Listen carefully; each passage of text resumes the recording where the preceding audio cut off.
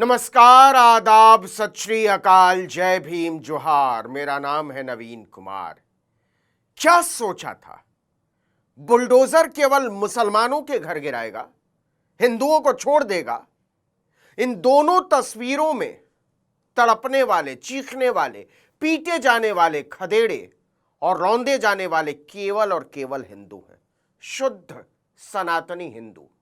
और इनमें से ज्यादातर की राय हाल तक रही है कि मोदी देवता हैं और मुसलमानों को पाकिस्तान भेज देना चाहिए, उनसे वोटिंग अधिकार छीन लेने चाहिए, उनके वक्फ पर कब्जा कर लेना चाहिए, वगैरह वगैरह। इस जमात को यह नफरत एक दिन में नहीं आई है। नरेंद्र मोदी एंड कंपनी ने मुसलमानों से घोर नफरत करने की बाकायदा ट्रेनिंग दी है, लेकिन अब वो ट्रेनिंग काम नहीं कर रही है, क्योंकि घर के बुझे हुए चूल्हे से पैदा होने वाली आग सत्ता के जुमलेबाज धंधेबाजों की नींद जला देती है। और वही हो रहा है। पिछले दिनों दो घटनाएं ऐसी घटी हैं जिन पर इस देश के हर इंसान को, हर नागरिक को सोचना चाहिए ठहर कर, क्योंकि मोदी का नारा लगाकर अच्छे दिन के आविष्कार की उम्मीद में जिन लोगों ने मनमोहन सिंह को गालियां दी थी, उन सब के चेहरे आज लटके हुए हैं। और भाजपा एक ऐसे डायनासोर में तब्दील हो चुकी है जिसके शिकंजे में अधिकारों का कचूमर निकल रहा है। इसे लेकर वरिष्ठ पत्रकार राकेश कायस्थ ने एक बड़ी शानदार टिप्पणी लिखी है। मुझे लगता है कि इस पर बात होनी चाहिए और विस्तार से होनी चाहिए। राकेश कायस्थ पूछते हैं कि मेरठ और नोएडा भारत के बारे में क्या बता रहे हैं। नेशनल मीडिया पर चुनाव का ढोल बज रहा है। चुनाव से अलग ईरान युद्ध में पाकिस्तान की दलाली के विफल हो जाने का जश्न भी है। इन सब के बीच देश में बहुत कुछ ऐसा चल रहा है जिसका जिक्र सिर्फ सोशल मीडिया पर है। दो खबरें बता रही हैं कि देश किधर जा रहा है। पहली खबर मेरे हिसाब से अपेक्षाकृत छोटी है। मेरठ में बरसों पुराने शॉपिंग मॉल, दुकानों और कुछ रिहाइशों पर बुलडोजर चल गया। पहली बार बहुत से लोगों को एहसास हो रहा है कि बुलडोजर नाम के उपकरण का आविष्कार सिर्फ मुसलमानों के खिलाफ इस्तेमाल के लिए नहीं हुआ है। घोषित मोदी और योगी भक्त बिलख बिलख कर रो रहे हैं, लेकिन उनके साथ कौन खड़ा है? आप बाकी बीजेपी वोटरों के बीच सर्वे करा लीजिए। मेरठ के दुकानदारों के लिए उनके मुंह से संवेदना के दो शब्द भी निकलेंगे क्या? ज्यादातर लोग यही कहेंगे, गैर कानूनी होगा, कभी टूट रहा है। लेकिन जिस दिन उनके घर ऐसे किसी सरकारी फरमान की जद में आएंगे ना, तब चीख चीख कर कहेंगे कि यह देश रहने लायक नहीं बचा है। यह तस्वीरें बता रही हैं कि देश की सामूहिक संवेदना अपने सबसे निचले स्तर का दायरा भी तोड़ चुकी है। आम बीजेपी वोटर को अपने पड़ोसी, सहकर्मी या रिश्तेदार से बस थोड़ा सा ज्यादा चाहिए और कुछ नहीं। वो इसी में खुश है कि इलाके के 4 लोग इस बात से खौफ खाते हैं कि भाजपा वाले हैं, इनसे बहस में नहीं पड़ना। ये बिग बॉस, नागिन और सास बहू ड्रामों की खुराक पर पलने वाला समाज है, जिसके पास अपनी कोई राजनीतिक स्मृति या सामाजिक विवेक नहीं है। और यह सिर्फ ईर्ष्या और कुंठा जैसी नकारात्मक भावनाओं से संचालित होता है।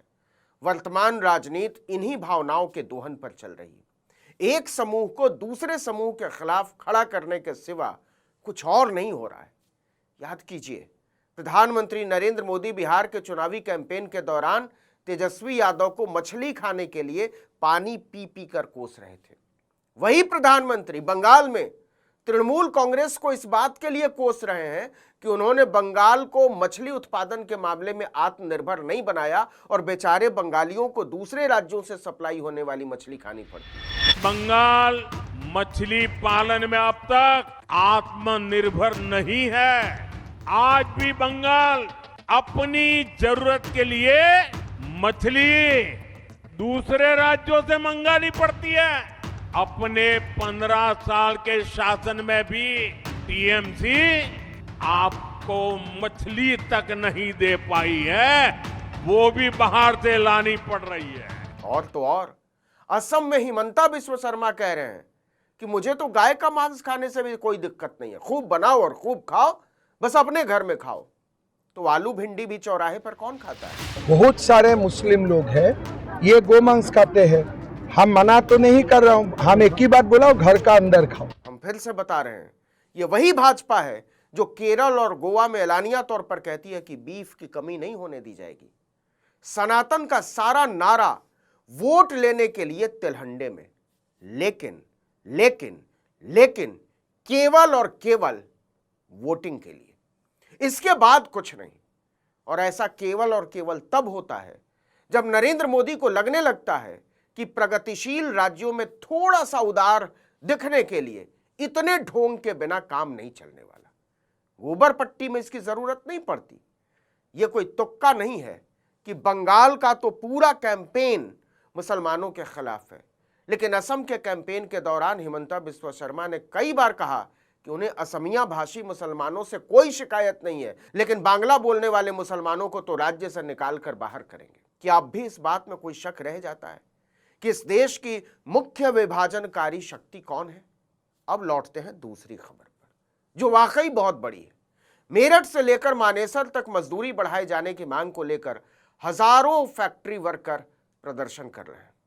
यह प्रदर्शन कई दिनों से चल रहा था कि नोएडा में अचानक आंदोलन हिंसक हो गया। नाराज मजदूरों ने कुछ सरकारी गाड़ियों में आग लगा दी। रोहतक, नागपुर और कर्नाटक के औद्योगिक शहर मांड्या से भी ऐसे ही प्रदर्शनों की खबरें आई। अब मजदूरों का भड़कना था कि विदेशी ताकत, टूल किट और भारत की तरक्की से जलने वाले आदि आदि जैसी कहानियों की मैन्युफैक्चरिंग शुरू हो गई। मैंने कई प्रदर्शनकारियों के बयान सुने। पता चला कि उन्हें 11,000 रुपए के आसपास सैलरी मिलती है और बदले में महीने के 30 दिन काम करना पड़ता है। अगर आप किसी महानगर में रहते हो, बड़े शहर में रहते हो, तो आपको अंदाजा होगा कि ड्राइवर, रसोइये और हाउस हेल्प कम श्रम में इनसे कहीं ज्यादा कमाते हैं। नए लेबर कोड के हिसाब से भी चलिए तो अकुशल मजदूरों का न्यूनतम वेतन 15,200 रुपये है। मतलब 584 रुपए रोज में आप कम से कम 9 घंटे तक एक मजदूर का जितना चाहे खून पी सकते हैं। यह सनातनी सरकार का कहना है। यहां से आगे बढ़ने से पहले जरा सुनिए कि ब्रिटेन की संसद कैसे डोनाल्ड ट्रंप को गैंगस्टर, भ्रष्ट और अपराधी बता रही है और कह रही है कि उसके साथ हमारा व्यवहार बिल्कुल उसी तरह का होना चाहिए। He is no leader of the free world. He is a dangerous and corrupt gangster, and that is how we must treat him. हम जानते हैं इससे आपको कोई फर्क नहीं पड़ता है, फिर भी हम बताना चाहते हैं कि भारत दुनिया का वो देश है जहां पिछले 1 दशक में आर्थिक असमानता सबसे तेज रफ्तार से बढ़ी है। भारत की कुल राष्ट्रीय संपत्ति के 40% हिस्से पर केवल 1% सबसे अमीर लोगों का नियंत्रण है। दूसरी तरफ निचले पायदान पर खड़ी देश की 50% आबादी का राष्ट्रीय संपत्ति में हिस्सा सिर्फ 6.4% है। जीडीपी के मामले में भारत भले ही चौथे नंबर पर हो, लेकिन राजनेता, उद्योगपति गठजोड़ से बनी क्रोनी कैपिटलिस्ट इकोनॉमी के रूप में अब उसका दर्जा पहला है। साफ सा फंडा है। इस देश की जीडीपी इस देश के साधारण लोगों को 5 किलो अनाज का याचक बनाकर कायम की गई है, अमीरों को और अमीर बनाकर। और इस देश के अरबपति चाहते हैं कि 5 किलो अनाज का कटोरा लेकर इस देश के गरीब ऐसे ही खड़े रहें। और जैसे ही वो स्वाभिमानी जीवन की मांग करने के लिए सड़कों पर उतरते हैं, उनकी पीठ तोड़ दी जाती है। नोएडा की घटना इसका उदाहरण है। लेकिन इस देश की सरकार, सिस्टम और संस्थाएं मुगालते में हैं कि गरीब, साधारण और मेहनतकश जनता डंडे, गोली और जेल के डर से स्वाभिमान, समता और न्याय की मांग करना छोड़ देगी। ये घटनाएं चीख चीख कर इशारा कर रही हैं कि देश बारूद के ढेर पर बैठा हुआ है। क्या केंद्र सरकार अपनी विभाजनकारी राजनीति से समय निकालकर वास्तविक सवालों की तरफ देखने की जहमत उठाएगी? चलते चलते देख लीजिए, उत्तराखंड की बीजेपी महिला मोर्चा जनरल सेक्रेटरी कह रही हैं कि महिलाओं की संख्या बढ़ रही है, इसलिए उनके खिलाफ अपराध भी बढ़ रहे हैं। अगर हम इस समय गूगल में टाइप करें कि महिला अपराधों में उत्तराखंड का कौन सा नंबर है, ये मैं नहीं कह रहा हूं, मैंने जस्ट अभी टाइप किया है, तो ये कहता है कि नेशनल क्राइम ब्यूरो एनसीबीआरपी की रिपोर्ट के अनुसार हिमालय राज्यों में उत्तराखंड पहले नंबर पे है। मैं फिर कह रहा हूं, ये मैं नहीं कह रहा हूं मैडम, ये गूगल कह रहा है। और ये भी कह रहा है कि 10 सबसे असुरक्षित शहरों में देहरादून है। ये भी सबसे ज्यादा जो हिमालय राज्यों में आबादी है महिलाओं की, वो कौन से प्रदेश में, वो देखिए, एक बार गूगल में डालिए। नहीं नहीं, आबादी से अपराध ज्यादा होगा, अपराध ज्यादा होंगे। पहले महिलाओं की आबादी कम करें हम, तब अपराध कम होंगे। डिप्टी जी कैसी बात कर रही हैं आप? वहाँ 80 सांसद नहीं, मैं उत्तराखंड की बात करी मैडम, मैं तो गूगल के भरोसे चल रहा हूँ। संख्या के हिसाब से नंबर परसेंटेज बताइए, मैं ये आपसे कह रही हूँ। अगर जहाँ की जनसंख्या ज्यादा नंबर तो ज्यादा ही रहेगा, ये तो स्वाभाविक है। क्या इसके बाद भी कुछ कहने को बचता है कि हमारी सामाजिक राजनीतिक स्थापनाओं के बिंब कहां से और किस इरादे से गढ़े जा रहे हैं? इस वीडियो में इतना ही, लेकिन अगर आपने आर्टिकल 19 इंडिया को अब तक सब्सक्राइब नहीं किया तो फौरन कर दीजिए, बेल आइकॉन दबाइए, घंटी जैसी आकृति, लाइक कीजिए और कमेंट करके बताइए हमारा वीडियो आपको कैसा लगा। हमारा ट्विटर हैंडल है आर्टिकल 19_इंडिया और मेरा ट्विटर हैंडल है नवीन जर्नलिस्ट। नमस्कार।